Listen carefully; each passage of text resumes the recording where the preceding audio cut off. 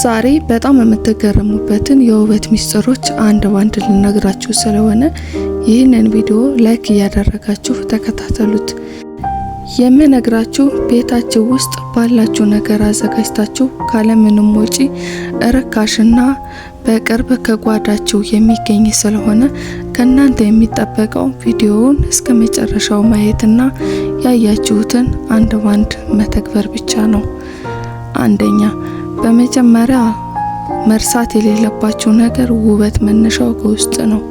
በቀን 2 ሊትር ውሃ መጠጣት ዋናው ሲሆን አትክልትና ፍራፍሬ መመገብ፣ ከዚያም ሰላማዊ የሆነ በቂ እንቅልፍ መተኛት ለውበት ከፍተኛ አስተዋጽኦ አለው።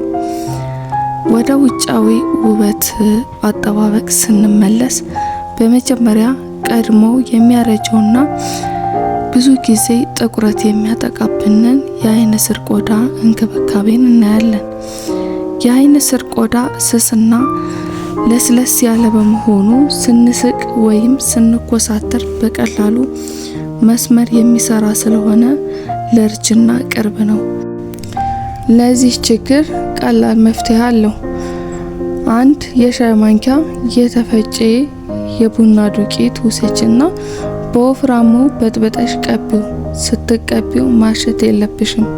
ፊትሽን በምትታጠቢበት ወቅትም በፍጹም ጫና አታድርጊበት። ከታጠብሽ በኋላም ቪታሚን ክሬም ተጠቀሚ። በጣም የሚያምር የአይን ስር ቆዳ ይኖርሻል።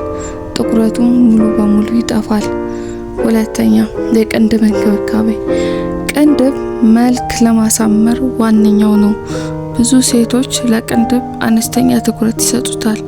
ሙልት ያለና ያልተዘበራረቀ ተፈጥሯዊ ውበቱን ያለቀቀ ቅንድብ የፊት ገጽታን ሙሉ በሙሉ በሚባል ደረጃ የማሳመር ኃይል አለው። ስለዚህ ቅንድባችሁን እንዴት አርጋችሁ መንከባከብ እንዳለባችሁ ልንገራችሁ። 1ኛ የቅርንፉድ ውሃ መርጨት የቅንድብ ጸጉር እንዲያድግ ያደርጋል። የቅንድባችሁ ጸጉር አነስተኛና ስስ ከሆነ ብዛትም ይጨምራል። በጣም የሳሳ የቅንድብ ጸጉር በምላጭ በመቀንደብ ብዛትና ጥንካሬ እንዲኖረው ያደርጋል። 2ኛ ቅንድብን ማበጠርና ቅርጽ ማስያዝ። በጣም አነስተኛ ባዝሊን በመቀባት ቅንድብን ወደ ላይ አቅጣጫ አበጥረን ቅርጽ ማስያዝ ቀኑን ሙሉ ቅንድብ ሳይበላሽ እንዲቆይና ውበት እንዲኖረው ያደርጋል። 3ኛ አላስፈላጊ የሆነውንና ለቅንድባችን ቅርጽ መበላሸት ምክንያት የሚሆነውን የቅንድብ ጸጉር ማንሳት። ይህንን ጸጉር ለማንሳት ምላጭ ወይም መንቀያ መጠቀም ትችላላችሁ። ይህንን ስታደርጉ ከቅንድባችሁ መጀመሪያ ያለው መነካት የለበትም። 3ኛ የከንፈር እንክብካቤን እናያለን።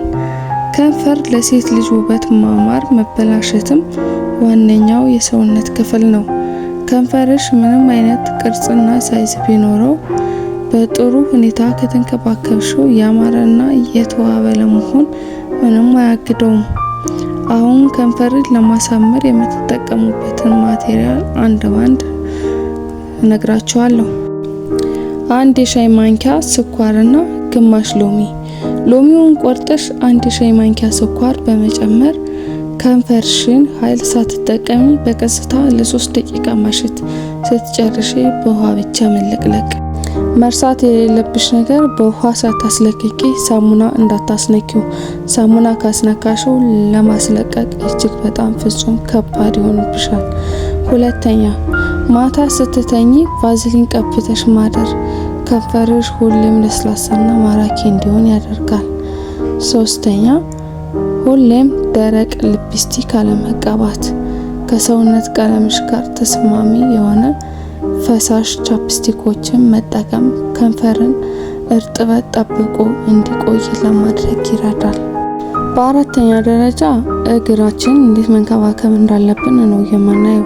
እግር ለሴት ልጅ ከፍተኛ ውበት አስተዋጽኦ አለው። እጅግ ያማረና የተዋበ እግር ሴት ልጅ ለማሳመር ልዩ ኃይልና ምትሃት የሆነ የሰውነታችን ክፍል ነው እና እግራችን ለስላሳ ያማረና የቀላ እግር እንዲኖረን ሁላችንም ቤታችን ውስጥ የሚገኝ በጣም በቀላሉ ነገር እንዴት አድርገን እግራችን እንደምናሳምር ነው የምናየው። 2 የሾርባ ማንኪያ ሸርከት ተደርጎ የተፈጨ ቡና አዘጋጁና 1 ሎሚ ቆርጣችሁ ጨመቁበት። ከዛም የጥርስ ሳሙና ትንሽ አድርጉበት። በመቀጠል እግራችሁን በሚገባ በ2 እጆቻችሁ ጫን ብላችሁ ማሸትና ማሳጅ ማድረግ ነው። ከዛም በኋላ ታጠቡት። ውጤቱ በጣም አስገራሚ ነው። በጣም ለስላሳ የቀላ ቆዳ እንዲኖራችሁ ያደርጋል። ከታጠባችሁ በኋላ ማለስለሻ መጠቀም እንዳትረሱ።